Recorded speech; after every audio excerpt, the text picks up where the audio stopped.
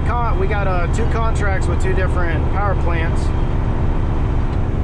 Got two contracts with two different power plants. One in Jacksonville, one in Brunswick. And really just gonna run the stop sign. Good job, buddy. Good job. And so I come in. I had two loads to that power plant in Brunswick, and then I got 2 loads to the power plant I just left. The one to Brunswick's like, I don't know, I think it's like 45 miles from the rack. It ain't too bad, and it pays about $500. Now, that's after Colonial's cut. That's $500. That includes fuel surcharge and all the extras. All right. Well, I say all the extras. I mean, I think it's freight charge plus fuel surcharge, and so it comes out to like $500 a load. So I did 2 of those, so that's $1,000 right there. And then I got this load, or this power plant that I'm doing.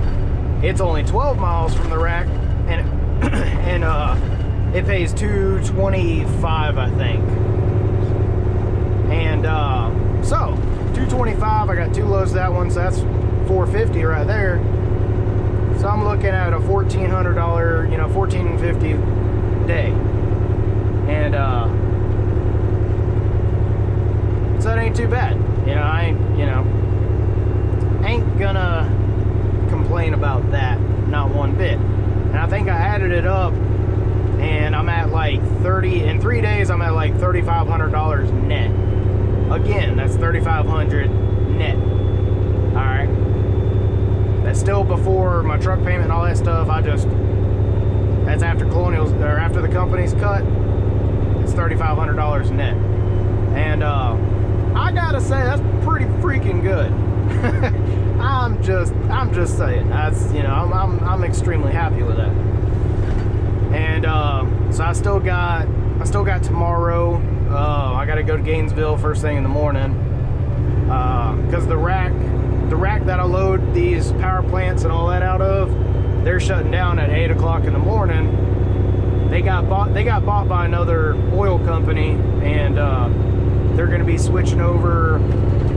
I don't know exactly what they're switching over. My dispatcher just told me though that 8 a.m. they're shutting down, so I gotta get my butt up early in the morning and go load my first load before they shut down for the day.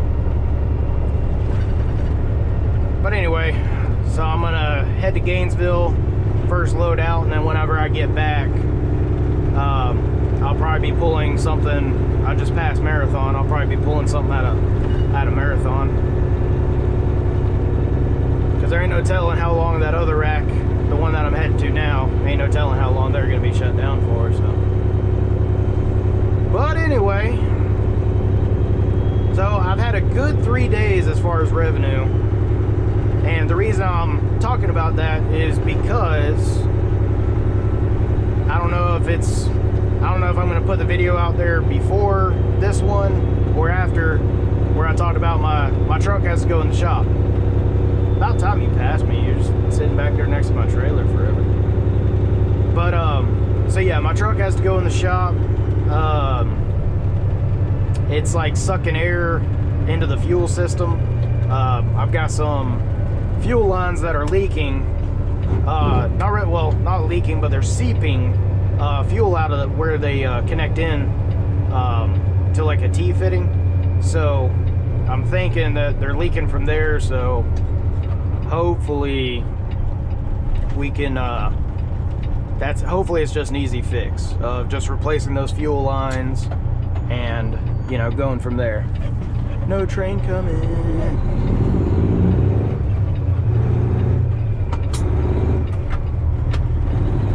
Sixth gear. Only bad part about hauling hazmat all the time is stopping at railroad tracks. But anyway, so yeah, hopefully it'll be an easy fix on the fuel lines. Hopefully that cures the air problem that I'm having with my truck. Like right now, it seems like it's running just fine. It only does it, I'll put the video in. Well, actually, no, I was going to put the video in for my other video. Anyway, it only does it, I'll put it in this one. Well, whoa, bro. That's why you don't run stop signs. Dipshit. Anyway, what was I saying? Oh, yeah.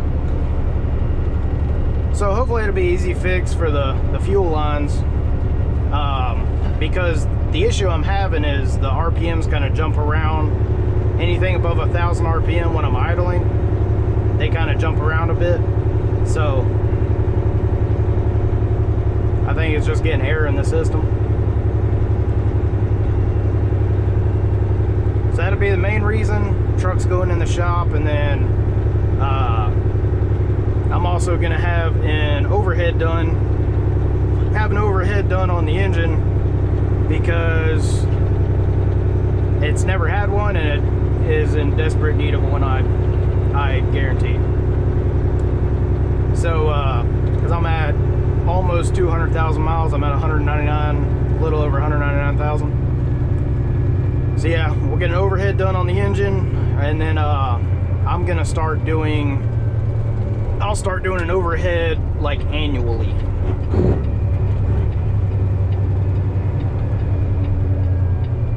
I ain't gonna lie, that kind of freaked me out, that car almost running that red light, man. I mean red light, that stop sign. See how fucked up I am? Fuck me up.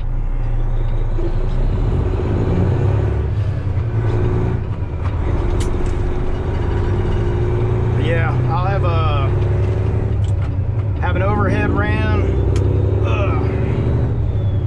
And the dealership I'm taking the truck to said an overhead, usually overhead only costs like around 520 bucks is what they charge for one, for a tune-up on a Series 60. So I'm thankful for that, because at least it's fairly cheap. It'll be fairly cheap for a tune-up on this engine. I'm also, when they go to do that, I'm also gonna have them check my injectors. Have them check the injectors, make sure I don't have any like broken injector springs, or if I do, it's probably just on one. You know, it's that slight misfire, or not really a misfire. It's just, it just sounds different. It sounds odd. And I'd rather, if they're gonna take the valve cover off to do the overhead anyway, may as well, hey man, go ahead and inspect the injectors, make sure everything's good.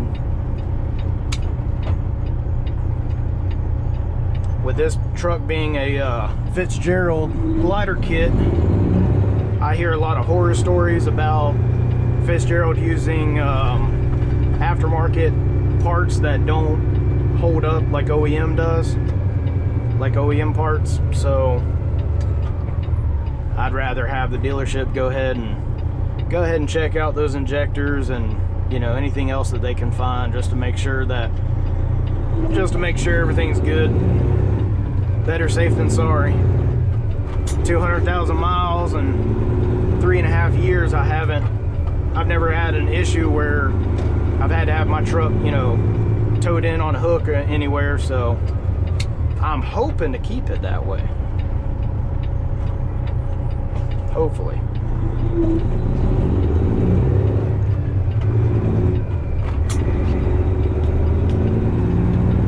Especially with me wanting to keep this truck. I really want to keep it as long as I can. If it needs a rebuild anytime in the future, I just want to go ahead and do it.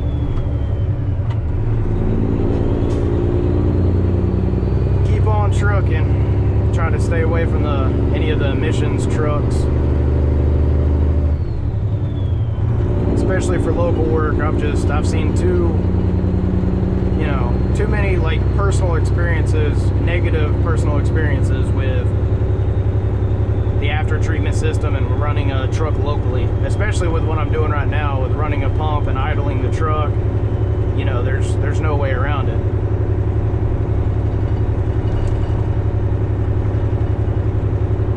But that's pretty much it as far as the give an update on things. Had pretty good 3 days so far. Oh, and like I was saying, as far as making the good money, it'd be nice if I could keep at it. However, I'm gonna end up taking Thursday and Friday off so my truck can go into the dealership, go into the shop, get everything checked over. They said it'd probably take about 2 days. So hopefully by Friday afternoon or so we'll have it out of the shop. And if for whatever reason, if the truck won't be out of the shop and it'll be what do you call it, if they find something major wrong to where it's like, okay, we won't have it fixed till Monday, then I worked it out with our operations manager to where I could basically rent one of the company trucks we have down here. I could just rent it for Saturday and Sunday. But that's just worst case scenario. Hopefully it won't come to that. Hopefully everything gets done Thursday, Friday, and I'll be back to work on Saturday, making money. All right, y'all take it easy.